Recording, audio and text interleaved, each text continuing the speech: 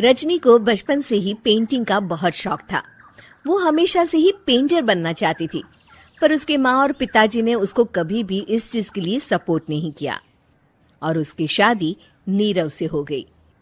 नीरव रजनी को बहुत प्यार करता था, पर रजनी हमेशा चुपचाप ही रहती। वो इस शादी से खुश नहीं थी। वो ये शादी नहीं करना चाहती थी। उसे तो हमेशा से पेंटर जो बनना था। अपने इस सपने को वो नहीं पूरा कर पाई, इसलिए वो हमेशा उदास रहती थी। रजनी, बहुत ही बढ़िया फिल्म लगी है, कल देखने चले? नहीं जी, कल मुझे बहुत काम है, मैं नहीं जा पाऊंगी। अच्छा तो कोई बात नहीं, संडे को चलते हैं। देखिए, मुझे फिल्म देखना पसंद नहीं है। आपको जाना है तो चले जाइए। नीरव को मना करके रजनी वहां से चली जाती है और अपने बैग को खोलकर उसमें बंद पड़े ब्रश और कलर्स को देखकर रोने लगती है। रजनी, चलो ना कहीं बाहर खाने चलते हैं, कुछ तुम्हारी पसंद का। जी, मुझे नहीं जाना, मेरी तबीयत ठीक नहीं है। रजनी वहां से चली जाती है। नीरव को समझ नहीं आता कि रजनी उससे इतना दूर क्यों रहती है। वो जब भी उसके साथ वक्त बिताना चाहता है, रजनी कोई ना कोई बहाना बना देती है। एक दिन घर पर कोई नहीं था। रजनी घर का सारा काम जल्दी से खत्म कर लेती है। घर पर अकेले होने के कारण वो सोचती है कि वो आज पेंटिंग करेगी। वो अपने कमरे में जाकर पेंट ब्रशेस और कलर्स निकालकर जैसे ही कलर मिक्स कर रही होती है कि दरवाजे पर बेल बज जाती है। अब कौन आ गया इस वक्त? इतनी मुश्किल से तो मुझे पेंट करने का मौका मिला है। रजनी दरवाजा खोलती है तो उसकी सास अपनी सहेलियों के साथ खड़ी होती है और सब घर के अंदर आ जाते हैं। अरे बहू, सबको शरबत बनाकर पिला दे, बाहर तो बड़ी गर्मी है। उफ। जी।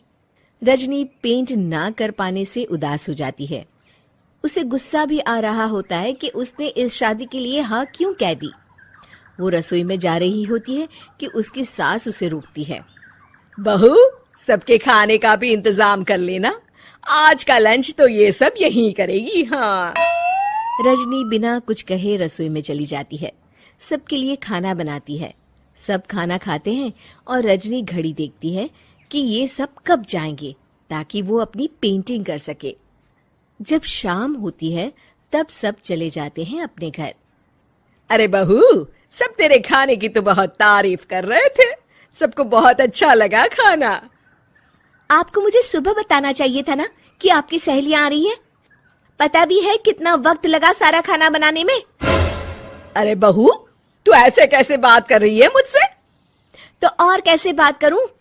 मैं इस घर की कोई नौकरानी नहीं हूं कि इतना काम करूंगी। रजनी अपने कमरे में जाकर दरवाजा बंद कर लेती है। शाम को जब नीरव आता है तो उसकी माँ उसे पूरी घटना के बारे में बताती है। क्या रजनी ने आपसे इस तरह बात की माँ? हाँ, और पता नहीं उसे क्या हो गया है, शाम से बाहर भी नहीं आई है।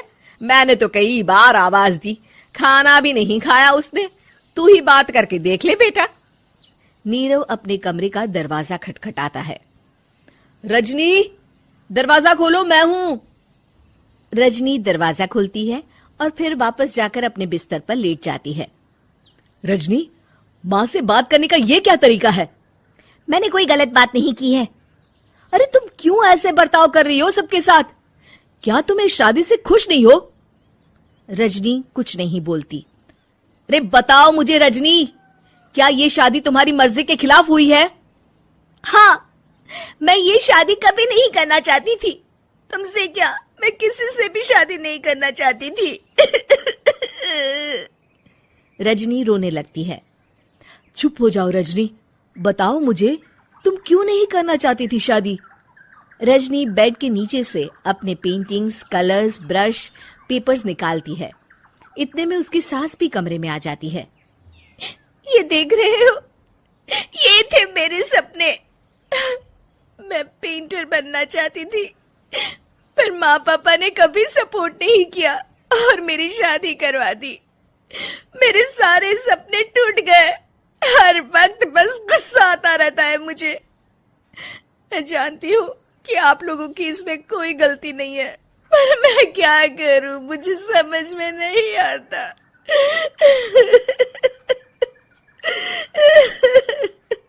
रजनी फूट फूट कर रोने लगती है। मुझे माफ कर दीजिए, आप दोनों के साथ मैं बहुत बुरा बर्ताव कर रही हूँ। अरे रजनी बेटा चुप हो जाओ तुम। नीरव पानी लेकर आता है। ये लो पानी पियो और शांत हो जाओ। रजनी पानी पीती है और उसकी सास पेंटिंग्स देख रही होती है। अरे नीरव, हमें तो पता ही नहीं था कि हमारी बहू कलाकार है। अरे कितनी अच्छी पेंटिंग्स बनाई है, देखो तो। ये वाली तो मैं अपने कमरे में ले जाऊंगी। आपको ये पेंटिंग्स अच्छी लगी? अच्छी नहीं, बहुत अच्छी लगी। और तुमने हमें बताया क्यों नहीं? तुम जब चाहे पेंटिंग कर सकती हो रजनी। हम तुम्हारे सपनों को पूरा करने में तुम्हारा पूरा साथ देंगे। हाँ बेटा, हम कला की कद्र करते हैं। हम कलाकार तो नहीं, पर मुझे गर्व है कि मेरी बहू एक कलाकार है। रजनी, नीरव और सास तीनों हंस पड़ते हैं। मीरपुर नाम के शहर में तेजस अपनी पत्नी नीरू के साथ रहता था। पति पत्नी दोनों ही नौकरी करते थे। एक दिन तेजस गांव अपनी माँ के पास फोन करता है। हेलो, प्रणाम माँ। जीते रहो माँ, तुम दादी बनने वाली हो हैं?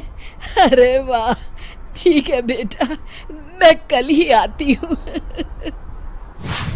जब माँ जी शहर पहुंची तो बेटे बहू ने बहुत अच्छे से स्वागत किया।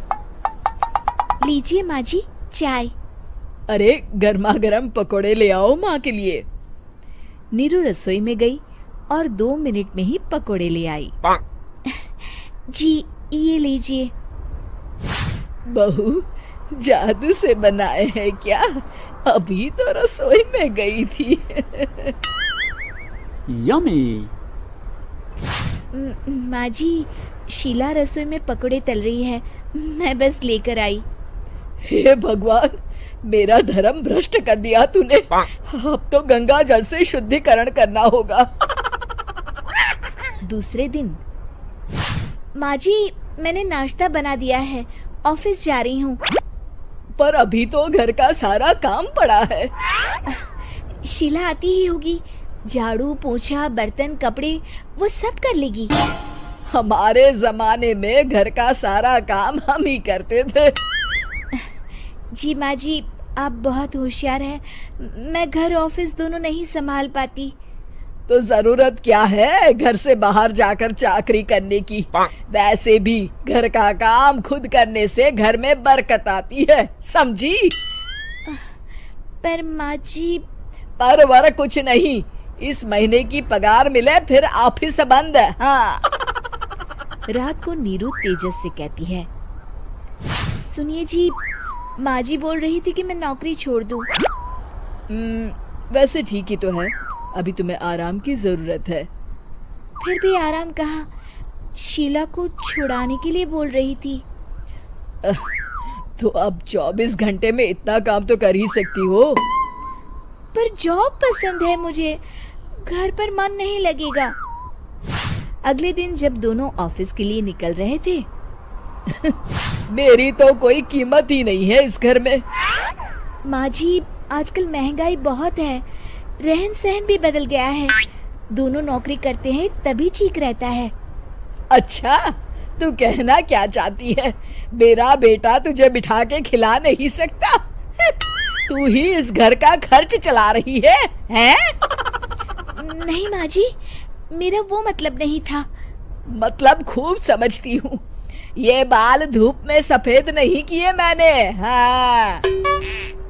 अब तो ये रोज का काम हो गया था। तेजस भी रोज की झिकझिक से परेशान हो गया था। एक दिन उसने कहा, नीरू, वैसे भी तुम्हें मैटरनिटी लीव मिलने वाली है, तो अभी से ही छुट्टी ले लो। पर क्या, मेरी सैलरी अच्छी खासी है। आखिर नीरू ने रिजाइन कर दिया। जब बच्चा हुआ तो घर में सब बहुत खुश हुए। कुछ दिनों बाद तेजस फाइल देख रहा था।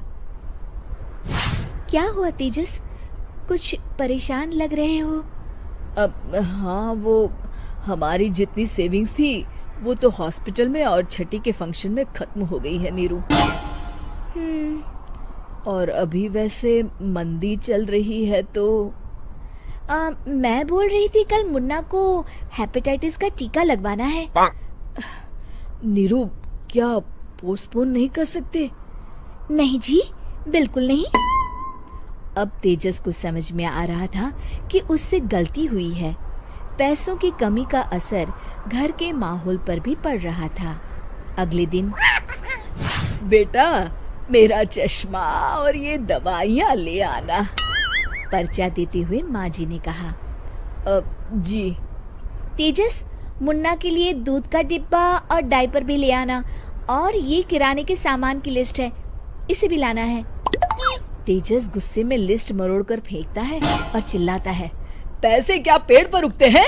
ये ले आना, वो ले आना। अरे पर ये जरूरत का सामान ही है।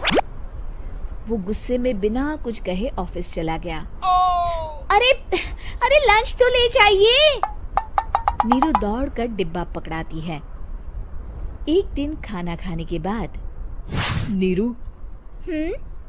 अब तो मुन्ना कुछ बड़ा हो गया, तो अब तुम वापस ज्वाइन कर लो ना जॉब। पर इस रिसेशन में जॉब मिलना बहुत मुश्किल है। ट्राई तो करो। फिर मुन्ना? माँ जी है ना, और एक फुल टाइम मेड भी लगा लेंगे। पर माँ जी, उन्हें तो पसंद नहीं। तभी माँ जी वहाँ आ जाती है और प्यार से नीरू के सर पर हाथ फेरते हुए बोलती है, अब मेरी समझ में आ गया बहू, पहले के और अब के समय में अंतर है। तुम काम शुरू करो, मुन्ना की जिम्मेदारी मेरी। मेरी प्यारी माँ जी। ये कहकर नीरू उनके गले लग गई। शिक्षा, परिवर्तन संसार का नियम है।